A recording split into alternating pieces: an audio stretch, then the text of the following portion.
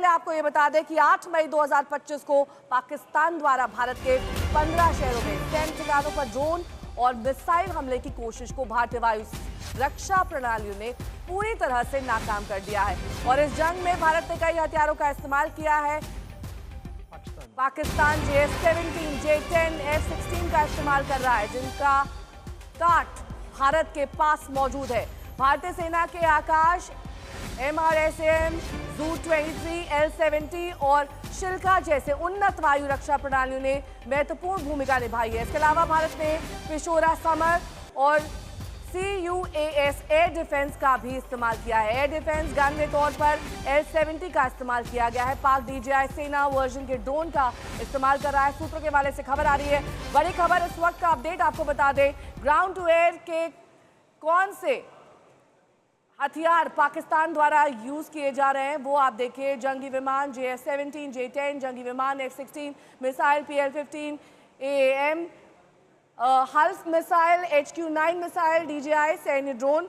और इस बीच बैठकों का दौर भी जारी है। MHA की बैठक चल रही है, जिसमें गृह मंत्री शाह के साथ समीक्षा बैठक का भी दौर चल रहा है। इसके अलावा आपको बता दें कि स्वास्थ्य मंत्री ने भी बैठक बुलाई है। हो सकता है कि इमरजेंसी के तौर पर सभी स्वास्थ्य कर्मियों की छुट्टियां रद्द कर दी जाए। अधिकारियों के साथ JP नड्डा भी चर्चा करेंगे। दवा की उपलब्धता की समीक्षा की जाएगी, कौन सी वो जरूरी दवाएं हैं जो यहाँ पर मौजूद रहनी चाहिए। राजनाथ सिंह भी एक बैठक कर चुके हैं। इसके अलावा CDS तीनों सेनाध्यक्ष के साथ बैठक कर रहे हैं। ये बैठक सुबह ही बुलाई गई थी, 2 घंटे ये बैठक चली। उसके बाद इस बैठक का दौर खत्म हो चुका है। रक्षा मंत्री को कार्रवाई की जानकारी दे दी गई।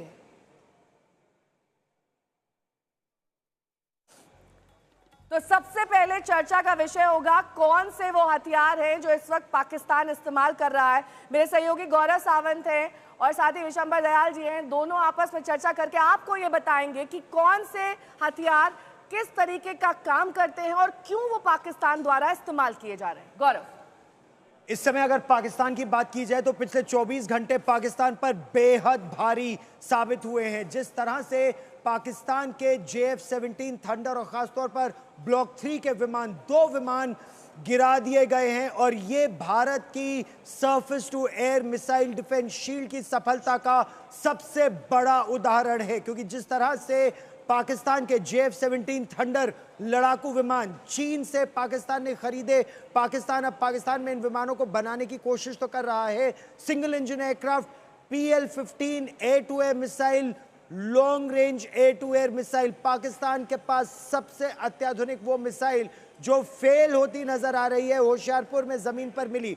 फिर जो उसकी एयर डिफेंस शील्ड है HQ-16, होंकी 16, उसको ध्वस्त कर दिया भारत ने। और HQ-9B जो उससे थोड़ी सी पुरानी लेकिन उसका पॉइंट डिफेंस सिस्टम, दोनों पूरी तरह से नेस्त नाबूद हुए हैं। JF-17 के साथ साथ J-10C बहुत ही आधुनिक पाकिस्तान के पास विमान, उसमें PL-12 उसमें एयर टू एयर मिसाइल, लेकिन वो भी सफल ज्यादा नहीं हो पाई है। क्या पाकिस्तान के लिए जनरल विशंबर दयाल बड़ा झटका, एक के बाद एक पाकिस्तानी मिसाइलें और विमान फेल होते जा रहे हैं, चाइनीज माल नहीं काम कर पा रहा। चाइनीज ही नहीं गौरव, मुझे लगता है कुछ इसमें टर्किश माल भी जो है फेल होता जा रहा है। और देखिए इसमें अमेरिकन माल भी फेल हो रहा है। F-16 जो है उसकी इतना पुराना हो चुका है वो कि उसकी, मैं नहीं समझता, उसकी जो ओवरहॉल ड्यू थी वो इनकम्प्लीट है। और पाकिस्तानी F-16 इस टाइम पे मैं नहीं समझता उस हालात में है जिस हालात में वो इवन 2019 में था, उससे डिग्रेड हुआ है। और आपने बहुत अच्छा बताया, HQ-9 जो है, जैसे हमारा S-400 है, उससे पहले रशिया ने S-300 बनाया था, उसकी पुअर कॉपी करके चाइना ने HQ-9 बनाया था। HQ-9P का जो मॉडल है वो कल हमने डिग्रेड किया, और वो डिग्रेड किया हमने लाहौर के पास। तो जो लाहौर का कॉरिडोर है उसका जो एयर डिफेंस है उसका एक हैवेक सिस्टम डैमेज किया, HQ-9P डैमेज किया, जिसकी 140 किलोमीटर रेंज है। हमारे S-400 की रेंज 400 to 500 किलोमीटर। क्योंकि आप ये कह रहे हैं कि पाकिस्तान 2019 में जैसा था शायद अपग्रेड ही नहीं हुआ है वहां। बिल्कुल नहीं हुआ। 2019 के बाद उसने कोशिश की, क्योंकि उसने HQ-16 भी उसने अक्वायर किया। HQ-16 जो है वो टोर की तरह है, हमारे HQ-16 उसका कोर वो ध्वस्त कर दिया भारतीय सेना ने हैरोप ड्रोन से। देखिए भारत टेक्नोलॉजी के साथ कितनी तेजी से आगे बढ़ रहा है। हैरोप ड्रोन से उसने न केवल डिस्ट्रॉय किया, लेकिन अब बात करते हैं आत्मनिर्भर भारत की सफलता, जो Akash surface to air missile defence system है। आपके पास S-400 दुनिया का सबसे आधुनिक रूस में निर्मित, लेकिन रूस में निर्मित वो 10 मीटर से लेकर 50,000 फीट की ऊंचाई पर उड़ने वाले किसी भी टारगेट को, आप ये सोचिए कि 600 किलोमीटर दूर से टारगेट को देख सकता है, 400 किलोमीटर दूर से उसको ध्वस्त करने की क्षमता रखता है और 50 किलोमीटर तक उसे पूरी तरह से ध्वस्त करने में सक्षम है। लेकिन साथ ही साथ मेड इन रशिया S-400 अत्याधुनिक, Akash made in India surface to air missile defence system, आपका पॉइंट डिफेंस और medium range surface to air missile defence, दोनों भारतीय सेना वायुसेना की सफलता। जनरल विश्वंभर दयाल, आत्मनिर्भर भारत में भरोसा वायुसेना ने किया और उसका फायदा मिला, JF-17 थंडर को गिरा दिया। बिल्कुल, आकाश हमारे DRDO की डिजाइंड है और उसको BDL बनाता है, और हमारी अपनी ये जो मुहिम थी उसमें मीडियम रेंज मिसाइल में, देखिए गौरव, अगर हम स्टार्ट करें तो हमने पिछले कुछ दिनों में पहले तो जू को और जो शिल्का है उसको अपग्रेड किया, मॉडर्नाइज किया, L-70 को अपग्रेड किया। हमारा जो डिफेंस सिस्टम है वो गन मिसाइल सिस्टम है, जैसे आपने बिल्कुल ठीक बताया। S-400 हमारे पास एक स्ट्रेटेजिक मिसाइल डिफेंस सिस्टम है, आकाश हमारे पास एक medium range strategic missile system है, लेकिन हमारे पास जो आर्म फोर्सेस के पास है पिचौरा एयरफोर्स का पुराना सिस्टम, उसको मॉडर्नाइज किया गया। सैम पिचौरा। जो हमारा सिस्टम स्टार्ट होता है वो शोल्डर फाइट से स्टार्ट होता है, जो कल इगला SM और इगला M में है, जो शोल्डर फाइट है। शोल्डर फाइट के बाद शिल्का जो जू 23 है, डबल 4 बैरल गन्स है, जो उसके बाद सू आता है, सॉरी, उसके बाद जो है हमारा शिल्का आता है, शिल्का के अंदर गन मिसाइल सिस्टम है, फिर आर्मी के डिफेंस सिस्टम्स हैं, तंगुश्का एक्सेट्रा, फिर एयरफोर्स जो है वो स्टार्ट करता है with पिचौरा, with Akash, with this, और L-70 हमारा इतना पुराना सिस्टम है जिसको हमने मॉडर्नाइज किया है, जो पिन पॉइंट डिफेंस देता है। इसीलिए कोई भी कोशिश की जाएगी, अगर हमारे जो टारगेट्स हैं, जैसे हमारा एयरफील्ड है, अभेद्य सुरक्षा कवच है, नेहा पूरी डिप्लॉयड है। तरह अभेद्य सुरक्षा कवच। पाकिस्तान ने बहुत कोशिश की, एक जगह नहीं, 2 जगह नहीं, 3 जगह नहीं, 15 जगह पर पाकिस्तान ने जम्मू कश्मीर से लेकर गुजरात भुज तक घुसने की कोशिश की। हर जगह पाकिस्तान फेल हो गया, और नेहा यही दिखाता है, सही टेक्नोलॉजी, सही हथियार और सही सैनिक अगर आपके पास है तो पाकिस्तान जैसा कट्टर इस्लामिक आतंकवाद फैलाने वाला देश पूरी तरह से फेल हो गया। और भारत ने फिर घुसकर मारा घर में, न केवल मुरीद के और बहावलपुर, बल्कि लाहौर में, रावलपिंडी में और कई और स्थानों पर। यह टेक्नोलॉजी का कमाल है, आकाश से लेकर जमीन, और जैसा प्रधानमंत्री ने कहा कि पाताल में भी अगर छुपे होंगे वहां से भी ढूंढ निकालेंगे और आतंक को उसकी जमीन पर नष्ट करेंगे। उस मुहिम में नेहा भारत आगे बढ़ रहा है। बिल्कुल गौरव, एक छोटा सा मैं दूंगा, अगर आपको याद हो, आपको तो जरूर याद होगा, 2010 में जब चीफ थे जनरल VK सिंह, उन्होंने सबसे बड़ी ऑब्जेक्शन रेज की थी एयर डिफेंस सिस्टम्स की, कि हमारे पास एयर डिफेंस सिस्टम बिल्कुल नहीं है, सबसे कमजोर कड़ी है। ये वो कड़ी देख रहे हो जो भारतीय पूरे सुरक्षा प्रणाली की सबसे कमजोर कड़ी थी, जिसको मॉडर्नाइज किया है। तो बाकी हमारे अभी तो कह रहा हूं, अभी तो ये तो ट्रेलर है, पिक्चर तो अभी बाकी है, बिकॉज जो हमारे ऑफेंसिव वेपन सिस्टम्स हैं उनकी काबिलियत पे बात करेंगे। ठीक है, पाकिस्तान से तनातनी के बीच बैठकों का दौर जारी है। स्वास्थ्य मंत्री JP नड्डा की अहम बैठक चल रही है, MHA के अधिकारी भी इस बैठक में शामिल हैं, और दरअसल ये बैठकों का दौर ये सुनिश्चित करने के लिए है कि हम अपनी तैयारी में कहां तक पुख्ता है। अगर पाकिस्तान की तरफ से अटैक हो रहा है और आने वाले वक्त में भी अगर होंगे तो हम यहाँ पर कितने तैयार हैं, चाहे वो मेडिकल सुविधाएं हो, चाहे वो लोगों को जागरूक करना हो, चाहे वो लोगों को बताना हो कि वो अपनी सुरक्षा कैसे करें, खासतौर पर सीमावर्ती इलाके, उनका ध्यान रखना होगा।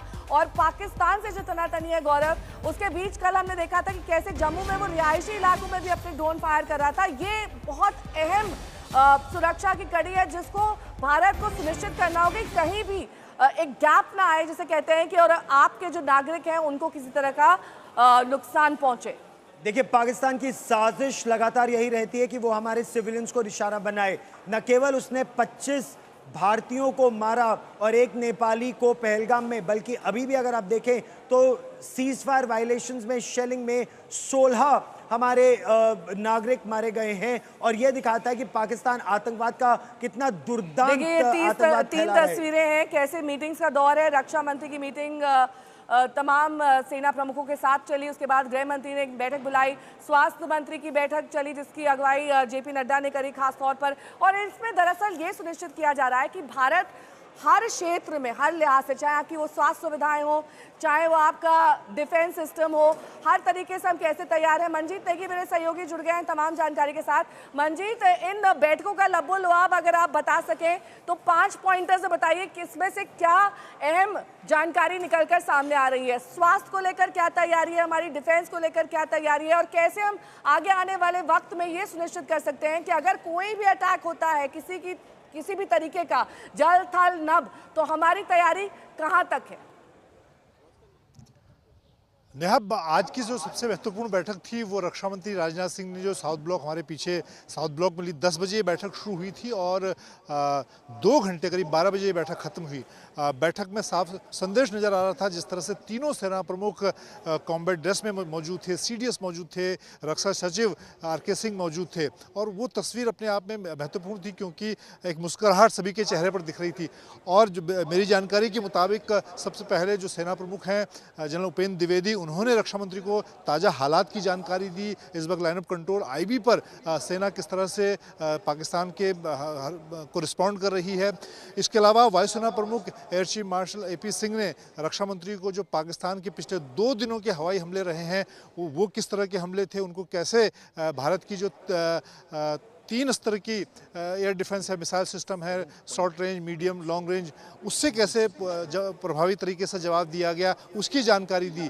और उसके बाद रक्षा मंत्री ने तीनों सेना प्रमुखों को, सीडीएस को ये निर्देश दिए कि वो लगातार पाकिस्तान के साथ जो बदलते हालात हैं, इस वक्त ऑपरेशन सिंदूर अभी चल रहा है, उस पर लगातार वो नज़र रखें और जो भी संभव कार्रवाई होनी है इस वक्त वो उस कार्रवाई को अंजाम दें। जहाँ तक दूसरी बैठकों का बात है, प्रधानमंत्री ने भी सभी सचिवों के साथ बैठक की थी और उसके बाद सभी को इस वक्त जब देश में एक तरह से कह सकते हैं युद्ध नहीं लेकिन युद्ध जैसे हालात बने हुए हैं, ऐसे में आम नागरिकों को पूरे देश में जो रोज़मर्रा की ज़रूरतें होती हैं वो किस तरह से निर्बाध तरीके से चलती रहें, उसको लेकर निर्देश दिए। और इसी कड़ी में जो स्वास्थ्य मंत्री हैं जेपी नड्डा, उन्होंने स्वास्थ्य सुविधाओं को लेकर, क्योंकि स्वास्थ्य सुविधाएं 2 तरह की जुड़ी हुई इमरजेंसी स्वास्थ्य सुविधाएं हैं, वो सैनिकों को भी प्रभावित करती हैं, आम लोगों को भी प्रभावित करते हैं किसी हमले की दशा में, उसकी तैयारी का जायज़ा लिया। इसी तरह से अगर गृह मंत्री अमित शाह की बात करें, वो भी लगातार खासतौर से एयरपोर्ट की सुरक्षा एक बड़ा मुद्दा है नेहा इस वक्त, उसको लेकर उन्होंने डीजी CISF से लेकर CRPF और BSF जो इस वक्त सेना के साथ सेकेंड लाइन ऑफ डिफेंस के तौर पर IB पर जम्मू कश्मीर से लेकर राजस्थान, जम्मू कश्मीर में काम कर रही है, उनके साथ बैठक की।